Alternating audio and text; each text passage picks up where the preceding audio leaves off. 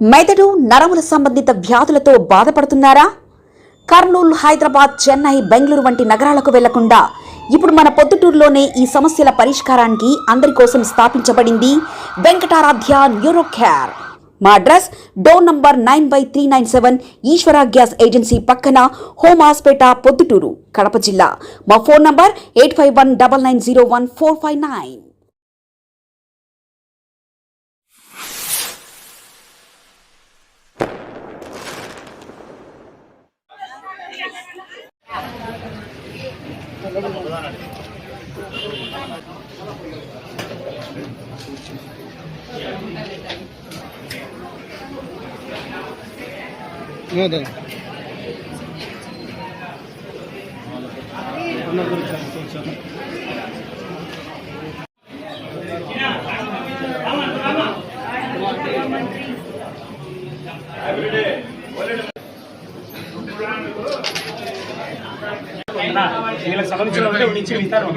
సత్యం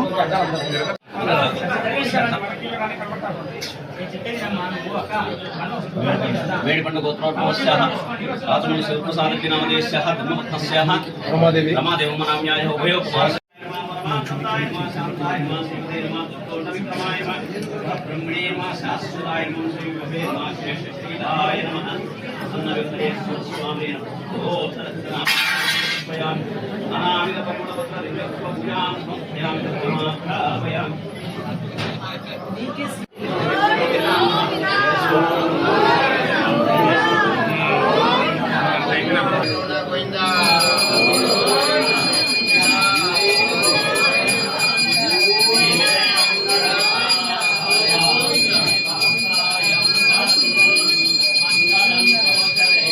ఏడుకొండలవాడ వెంకటరమణ గోవింద.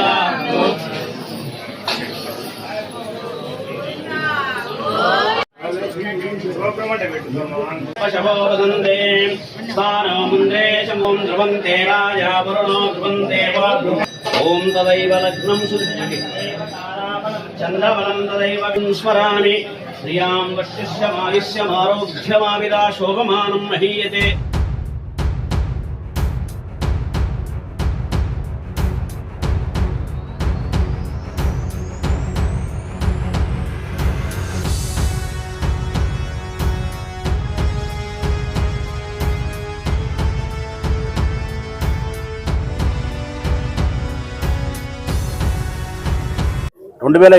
సంవత్సరం సెప్టెంబర్ 18వ తారీఖున 2024 సెప్టెంబర్ 18వ తారీఖున స్వయాన ఈ రాష్ట్ర ముఖ్యమంత్రి అయినటువంటి నారా చంద్రబాబు నాయుడు గారు ఘోరమైనటువంటి అపచారానికి తెరదీసినాడు.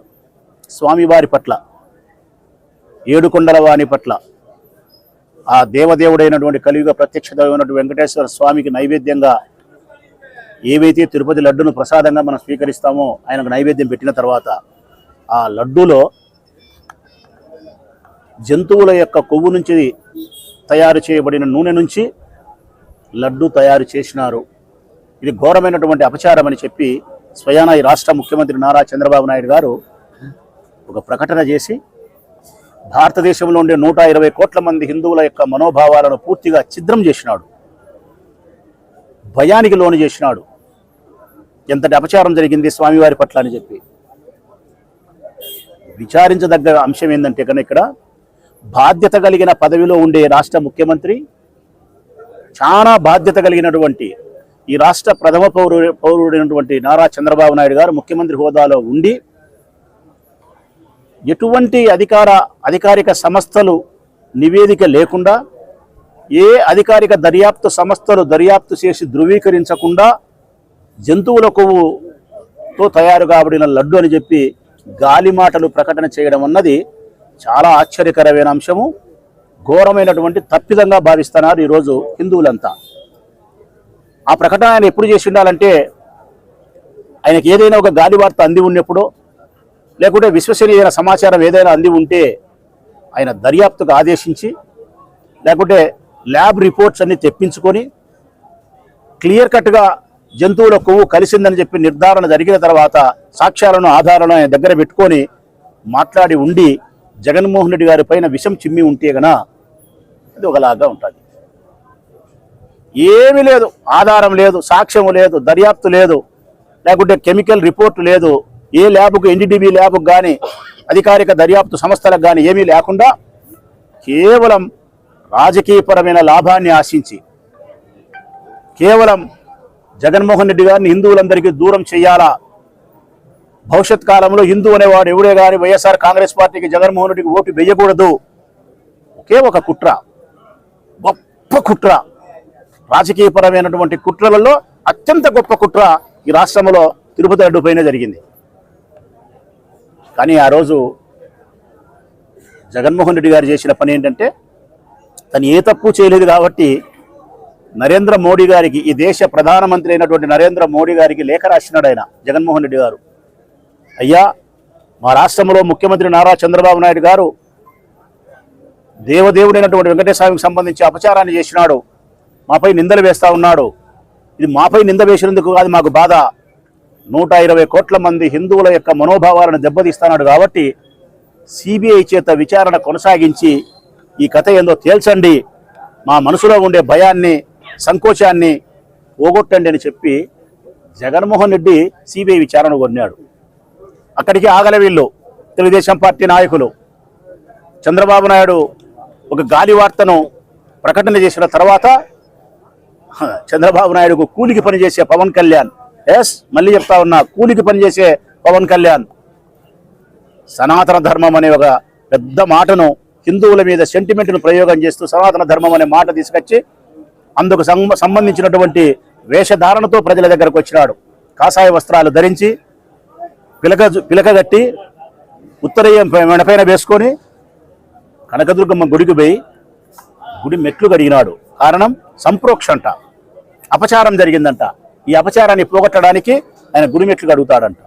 తిరుపతి పోయి మీటింగ్ పెట్టి స్వామివారికి అన్యాయం జరిగిందని చెప్పి ఈ రాష్ట్రంలో కాదు దేశంలో ఉండే హిందువులందరినీ కూడా మతపరమైనటువంటి విద్వేషానికి రెచ్చగొట్టే ప్రయత్నానికి కారణభూతుడైనాడు. వాస్తవానికైతే ఈ చర్యకు ఈ రాష్ట్రం కాదు ఈ దేశంలో ఉండే సుప్రీంకోర్టు చర్య తీసుకొని వీళ్ళ మీద కేసులు నమోదు చేసి శాశ్వతంగా వీళ్ళ జైళ్ళలో పెట్టాల్సిన బాధ్యత ఉంది. అంతటి నేరం అందరితో ఆగలే.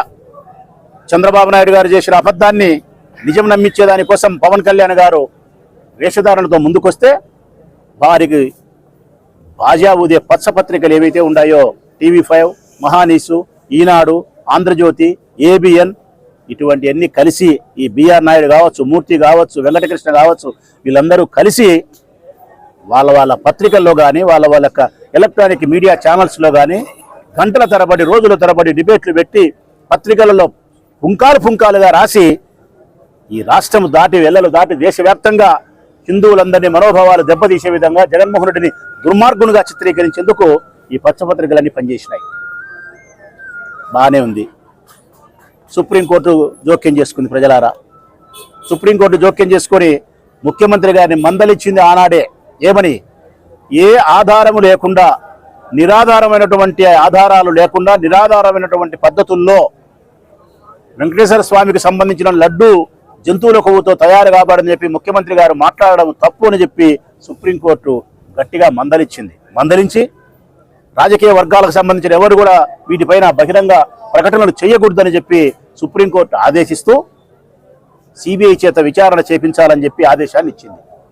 సుప్రీంకోర్టు యొక్క ఆదేశాల మేరకు సిబిఐ యొక్క నాయకత్వంలో ఒక సిట్ ఏర్పాటు కాబడింది. ఈ సిట్టులో 5 మంది సభ్యులు ఉంటారు. ప్రజలారా, ఇద్దరేమో ఈ రాష్ట్రానికి సంబంధించిన పోలీస్ శాఖకు సంబంధించిన వాళ్ళు, అంటే పూర్తిగా చంద్రబాబు నాయుడు యొక్క మాట వినే అధికారులు. మరొక ఇద్దరు సిబిఐ అధికారులు, ఒకరు దేశ ఆహార భద్రతకు సంబంధించిన అధికారి. ఈ 5 మంది కలిసి సిబిఐ యొక్క నేతృత్వంలో దర్యాప్తు చేసినారు. అంటే కేంద్రంలో అధికారం ఉండేది మీ పార్టీనే, బీజేపీ. రాష్ట్రంలో అధికారం ఉండేది మీ పార్టీనే, కూటమి. దర్యాప్తు చేయమని చెప్పింది ఈ దేశ అత్యున్నతమైన న్యాయస్థానం సుప్రీంకోర్టు. దర్యాప్తు చేసే అధికారం తీసుకునేది సిబిఐ, ఈ దేశంలోనే శక్తివంతమైనటువంటి దర్యాప్తు సంస్థ. ఇంతకు మించిన దర్యాప్తు సంస్థ భారతదేశంలో లేదు. దాంట్లో ఉండే అధికారులు 5 మంది నీకు సంబంధించిన వాళ్ళే. సిబిఐకి సంబంధించిన 2 కేంద్ర ప్రభుత్వం ఆధీనంలో ఉంటారు. పోలీసు అధికారుల సిట్టులో ఉండే 2 రాష్ట్ర ప్రభుత్వం యొక్క ఆధీనంలో ఉంటారు. ఆహార భద్రతకు సంబంధించిన అధికారి మీ మనిషే 5 మంది మీ అధికారులు దర్యాప్తు చేసి 1.5 సంవత్సరం తర్వాత సిబిఐ చేసిన దర్యాప్తును కోర్టుకు సమర్పిస్తే ఆ కోర్టు నివేదికలో వాళ్ళు వ్యక్తపరిచినటువంటి అంశాలు ఏమిటంటే గన ఈ దేశంలో హిందూ భావజాలం కలిగినటువంటి వెంకటేశ్వర స్వామి భక్తులైన ఎవ్వరు కూడా భయపడాల్సిన అవసరం లేదు, బాధపడాల్సిన అవసరం లేదు. ఈ లడ్డులో జంతువుల కొవ్వుతో తయారు కాబడలేదు, మీరు ఎవరూ బాధపడాల్సిన అవసరం లేదు, అపచారం జరగలేదని చెప్పి సిబిఐ తేల్చింది. ఆయనైతే పవన్ కళ్యాణ్ అయితే తిరుపతి నుంచి 1,00,000 లడ్లు రామజన్మభూమి అయినటువంటి అయోధ్యకు పంపించినారు, ఎంతటి అపవిత్రం అని చెప్పి పెద్ద పెద్ద మాటలు మాట్లాడినాడు. ఈరోజు సిబిఐ విచారణలో జంతువుల యొక్క కొవ్వుతో అంటే పంది కానీ, ఎద్దు కానీ, ఆవు కానీ, చేపల యొక్క నుంచి తయారు కాబడిన నూనె నుంచి ఈ లడ్డు తయారు చేయలేదు అని చెప్పి సిబిఐ విచారణలో వ్యక్తమైంది. ఇది ఈ దేశంలో ఉండబడే, రాష్ట్రంలో కాదు, ఈ దేశంలో ఉండబడినటువంటి హిందువులందరూ కూడా సంతోషించాల్సిన అంశం. మనందరము మానసిక ఆందోళన నుంచి బయటకు వచ్చినటువంటి రోజు. కానీ ఈ భారతదేశంలో బాధపడతా ఉండేది ఎవరంటే గన నలుగురు. 120 కోట్ల మందిలో నలుగురు బాధపడుతున్నారు. ప్రజలారా, భక్తులారా, ఒకరు చంద్రబాబు నాయుడు, మరొకరు పవన్ కళ్యాణ్, మరొకరు లోకేష్ బాబు, మరొకరు ఈ పచ్చ పత్రికలన్నీ కలిపి బాధపడుతున్నాయి.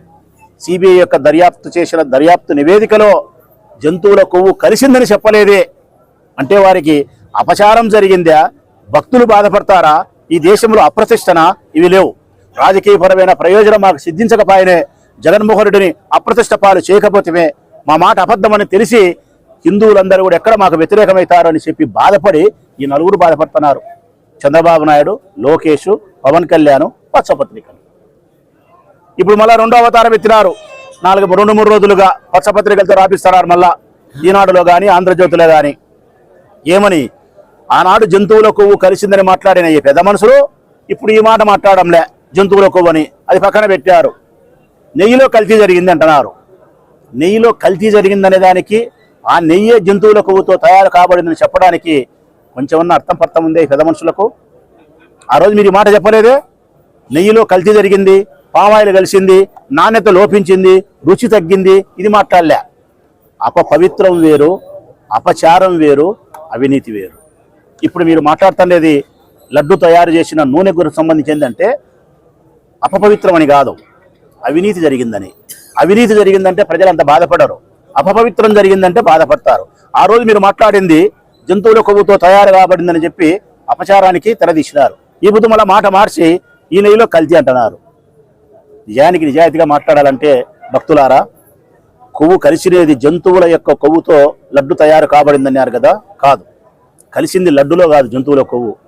చంద్రబాబు నాయుడు, పవన్ కళ్యాణ్, లోకేష్ బాబు ఈ పచ్చ పత్రికల యొక్క శరీరంలో కొవ్వు ఎక్కువైంది. కొవ్వు ఎక్కి మాట్లాడే మాటలే వీళ్ళు మాట్లాడినారు, కొవ్వు ఎక్కి మాట్లాడినారు వీళ్ళు. ఇప్పుడు మళ్ళీ కల్తీ అంటున్నారు కదా, ఇది కల్తీ అని కూడా కాదు. ఇప్పుడు మళ్ళీ చెప్తాను కదా నేను, కల్తీ రాజకీయం, కల్తీ పార్టీలన్నీ కలిసి కల్తీ రాజకీయానికి తెరదీసి మాట్లాడే కల్తీ మాటలు మాట్లాడుతున్నారు. మళ్ళా వాస్తవానికైతే ఆ రోజు పవన్ కళ్యాణ్ మాట్లాడినాడు ఒక మాట, వైఎస్ఆర్ కాంగ్రెస్ పార్టీకి సంబంధించిన ఎమ్మెల్యేలందరూ కూడా చెప్పుతో కొట్టానని చెప్పు తీసుకున్నాడు. ఆ రోజు మేమందరం ఆ రోజు సర్దుకోగలిగినాం, ప్రజాస్వామ్యాన్ని గౌరవించి మేము తిరిగి మాట్లాడలే.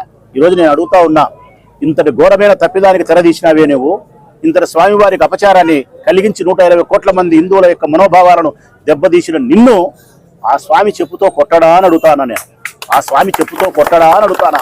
3వసారి అడుగుతానా? ఆ స్వామి నిన్ను చెప్పుతో మందలిస్తాడు. మందలించే రోజు కూడా దగ్గరలోనే ఉంది.